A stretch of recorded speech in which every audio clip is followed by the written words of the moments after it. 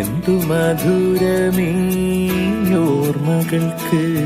ഗതകാല സ്മൃതികളുടെ ആവേശം ഉൾക്കൊണ്ട വഴിത്താരകൾ, സൂര്യ തേജസാർന്ന സാംസ്കാരിക പൈതൃകങ്ങൾ ഉൾക്കൊണ്ട മലയാളത്തിന്റെ ചരിത്രം മണ്ണ്.